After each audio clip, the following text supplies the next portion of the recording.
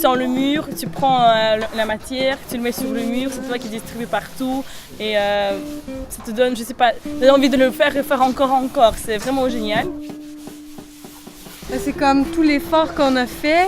C'est comme on a donné un petit peu de nous à cette maison-là. Fait que c'est comme l'implication, on fait partie de la maison. Je sais pas, il s'est dégagé quelque chose.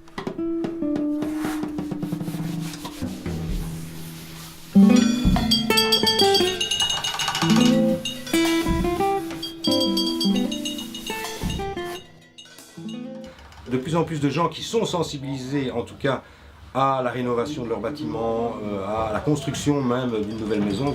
On voit de plus en plus de gens à Liège qui ont envie de se lancer dans l'éco-construction.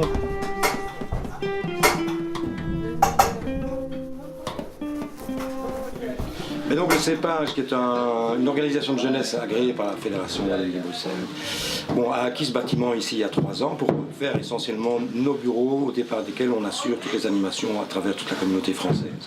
Mais en arrière du bâtiment, on avait une ancienne remise, un atelier en ruine. On se disait il faut en faire quelque chose, on ne va pas laisser ce bâtiment se dégrader. Et donc on s'est dit dans le fond, puisque nous sommes une organisation de jeunesse et que notre mission c'est de travailler avec des jeunes en animation, en formation, on a construit petit à petit cette idée de réaménager ce bâtiment avec un projet qu'on a proposé à des jeunes liégeois, mais aussi des jeunes qui venaient d'autres organisations de jeunesse un peu partout en Fédération Wallonie-Bruxelles.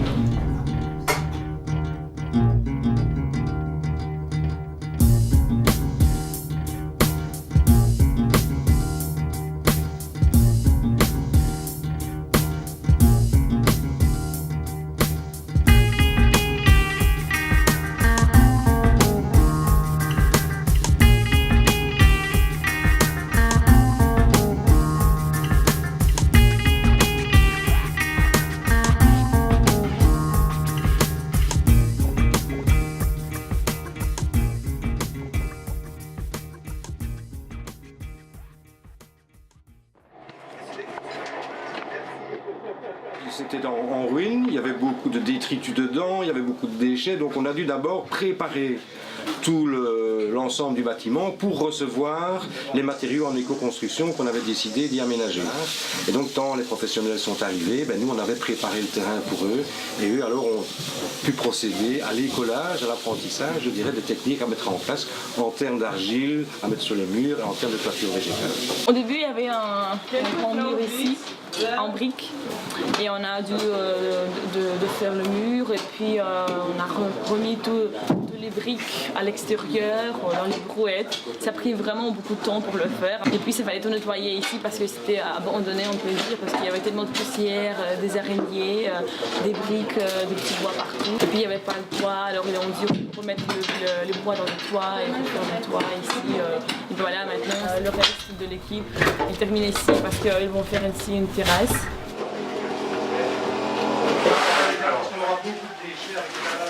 Je prône beaucoup le chantier participatif pour les chantiers en éco-bioconstruction. Souvent un chantier avec des matériaux biosourcés, comme on dit, comme de la terre, demande énormément de main-d'œuvre. Alors si on se retrouve tout seul, rien qu'avec des amis, c'est pas assez. Et le fait de travailler en chantier participatif, ça permet d'accueillir des gens qui vont faire la même chose chez eux. Ils viennent faire une semaine ou un week-end de formation sur le tas. Ça permet d'être à plusieurs quand il faut donner un coup de fouet. Et ça permet aussi un échange de savoir, c'est ça qui est génial, d'avoir un échange de savoir avec des techniques qui ne sont pas enseignées ni à l'école, ni chez les architectes, ni chez les professionnels.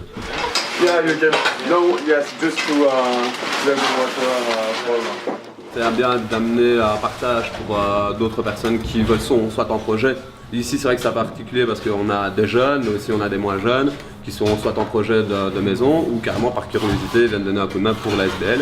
Et donc moi c'est le fait de donner du savoir et de montrer les anciennes techniques et qu'eux puissent retourner chez eux, soit à l'étranger, soit en Belgique pour mettre un mal à la pâte. Donc que ça suffit, que ce partage soit fait et que soit conservé.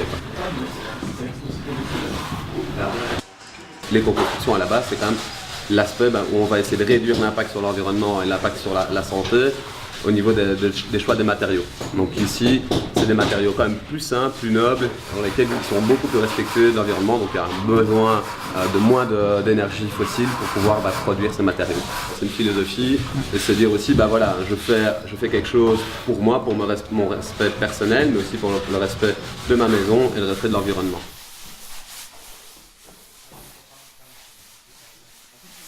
Ça sent bon, ça sent rien, ça pue pas, quoi. Quand on rebouche les trous, après on a les mains toutes douces parce que c'est comme ça, on faisait un bain d'argile, donc c'est génial, quoi. Ça sèche facilement sur les mains, tout ça. Donc t'as pas l'impression d'être sale, tu vois. Voilà, ça respire. Et c'est frais aussi. C'est frais mais c'est brun, donc ça fait en même temps un effet caverne. Ouais. Quand t'arrives ici, t'as une impression comme ça de caverne. Mais il paraît que c'est aussi cet effet-là qui fait que ça capte la chaleur et que ça la renvoie l'effet caverne, quoi. Je découvre les matériaux. Donc c'est quelque chose que je n'ai pas eu l'habitude de travailler. Donc, je pense que je suis conscient que c'est des matériaux sains. Enfin, quand j'ai découvert ce monde-là, il y a une prise de conscience de vivre dans un endroit sain.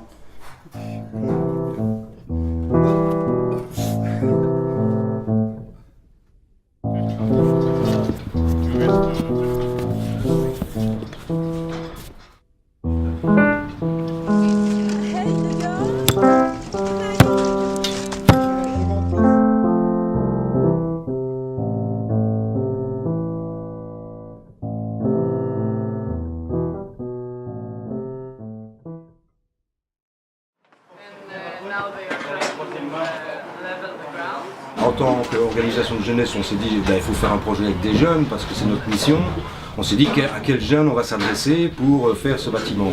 Et donc là, petit à petit, a germé cette idée de faire appel à l'association Les Compagnons Bâtisseurs qui rassemble des jeunes au niveau international et qui fait plusieurs chantiers par an en Europe mais même à travers le monde. Ils sont ici à Neuf. Mais on s'est dit on ne va pas se contenter peut-être de ceux-là. Et donc on a proposé à l'IPPJ de Frépont, aux éducateurs là sur place avec qui on travaille, d'amener des jeunes aussi pour se mélanger avec les jeunes des Compagnons Bâtisseurs. Et puis je trouvais intéressant que d'autres personnes puissent aussi avoir accès à ces différentes techniques. L'association Nature et Forêt a tout simplement fait une publicité dans son magazine Valériane et 5-6 personnes nous ont contactés spontanément à titre individuel, adolescents, adultes, on a rassemblé, on est finalement entre 25 et 28 ici à travailler. Cette idée permet à tout le monde de bien fonctionner. En l'occurrence, c'est positif pour moi puisque je vends mes marchandises avec une assistance sur chantier à un prix raisonnable et eux participent, donc c'est forcément de la main-d'œuvre et ça leur coûte moins cher. Et donc tout l'un dans l'autre, ils ont un travail de professionnel qu'ils ont réalisé eux-mêmes et une finition et un coût général moindre. Donc c'est, je pense, une très très bonne formule. Avec des gens en plus qu'on peut mettre à la tâche alors qu'ils n'ont rien à voir avec ça et qui manifestement sont très positifs aussi. Donc moi j'ai vraiment une bonne impression de l'ensemble.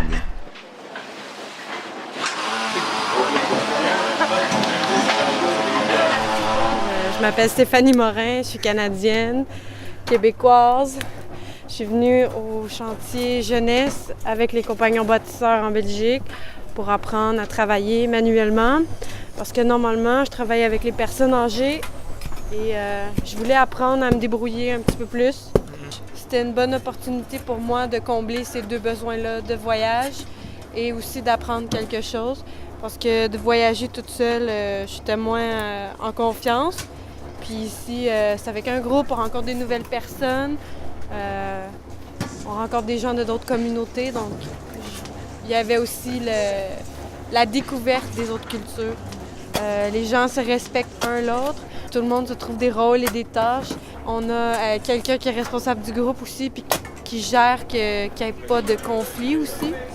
Et non, ça va super bien. C'est la première fois que je vis en communauté avec d'autres personnes 24 heures sur 24. Et je trouve que vraiment, j'aime beaucoup mon expérience pour le moment. Puis je referais ça n'importe quand. je viens du Bélarus. Ça fait déjà depuis 3 ans qu'on est compagnon bâtisseur. C'est notre organisation d'accueil ici en Belgique qui organise avec la collaboration de SCPAG le chantier ici international. C'est la première fois qu'ils font un chantier pour 2 semaines ici. Avant ça, j'ai déjà fait 3 fois avec compagnon bâtisseur chantier au centre de réfugiés. J'ai déjà fait beaucoup de choses avec des enfants. Je me dis, bon, je vais changer cordialement parce que j'ai jamais essayé la construction. En plus, quand je vais le chantier, je me suis dit, c'est pas sympa. C'est la construction, c'est quelque chose de nouveau. Je pense que c'est une très bonne expérience, une très expérience enrichissante. Tu apprends tellement de choses tout le temps, tu travailles en équipe, on vit ensemble, on apprend tellement l'un sur l'autre. Mais par rapport au chantier ici, aux constructions, je pense que j'ai jamais fait ça et franchement, je pense que dans le futur, ça peut être utile. Pendant une semaine et demie, on a déjà fait tellement de choses que quand je regarde les photos qu'on a fait au début et maintenant, je me dis waouh, les changements qu'on a maintenant déjà. Un jour, j'aimerais acheter ma maison et j'aimerais pouvoir faire quelques travaux par moi-même. J'ai un intérêt pour l'éco-construction, puis je réalise qu'il y a des petites choses que je peux faire moi-même, que c'est accessible, c'est pas tant, c'est pas trop dispendieux, ça demande juste plus de temps et ça demande de la patience de le faire soi-même. C'est ça. Je m'appelle Fabien, je suis enseignant à l'IPPJ de Frépont. J'ai mis en place, depuis que je suis arrivé, un atelier de maçonnerie. À la base de CEPA, je collabore déjà depuis quelques années avec l'IPPJ. Moi, j'ai été contacté parce que c'était un projet qui était en relation avec la construction et que mon atelier avait ça aussi comme spécificité. Et donc moi, j'ai signé à 2 mains pour participer au projet. En plus, travailler avec des jeunes issus de différentes nationalités, ça peut être super sympa. De voir mes jeunes que j'ai l'habitude de côtoyer au sein du PPJ, de les voir un peu évoluer dans un autre contexte. Et en plus, de pratiquer des techniques que moi je ne connaissais déjà pas, c'était l'occasion de faire une pierre deux coups, quoi. Maintenant, ce que ça peut apporter, c'est aussi par rapport à des gens qui viennent travailler sur le chantier comme les compagnons bâtisseurs, d'interagir avec des jeunes qui sont en difficulté, qui sont en rupture avec la société, avec les normes sociétales, et voir que si on les canalise, si on les prend en main, si on les soutient, si on les informe, si on les instruit, ils arrivent à faire quelque chose de sympa. Dans la camionnette, en rentrant à Frépont, ils dorment, ils sont crevés. C'est la preuve qu'ils ont appris des choses qui sont pas nous. Moi, ça me fait un peu drôle de travailler avec ça. Avant, je travaillais avec du vrai ciment, alors ça fait un peu la différence. Ça, c'est plus mou. Et ça, il faut s'amuser à remettre. Je suis occupé de faire tout le mur presque à moi tout seul, presque fini. Et après, on va attendre un peu. Et puis, monsieur va venir voir si c'est bon ou pas. Puis, on a fini le travail normalement dans ce mur-là.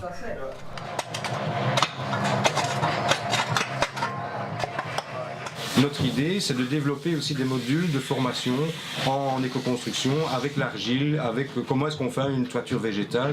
À la suite, ce bâtiment aura pour vocation de faire à l'occasion une journée, un week-end, voire un stage d'1 semaine en chantier participatif, comme ça a lieu actuellement, pour sensibiliser les gens qui veulent rénover chez eux à l'argile ou leur permettre de pouvoir y aller par eux-mêmes, moyennant un certain nombre de techniques à maîtriser que nous, on pourra leur communiquer à ce moment-là. Ça, c'est un peu la vocation de ce bâtiment. Ce sera de continuer le travail qu'on a entamé aujourd'hui, enfin cette semaine-ci, c'est de travailler l'éco-construction. Pendant 2 semaines, on était là pour les travaux et tout ça. On a été vraiment fort dedans. On a travaillé ensemble et en équipe. Et je pense que ça m'intéresserait vraiment fort de voir après ce qui est devenu avec cette maison, ce bâtiment-là. J'aimerais voir, oui, la finition du projet au complet parce que je pars avec quelque chose qui est inachevé.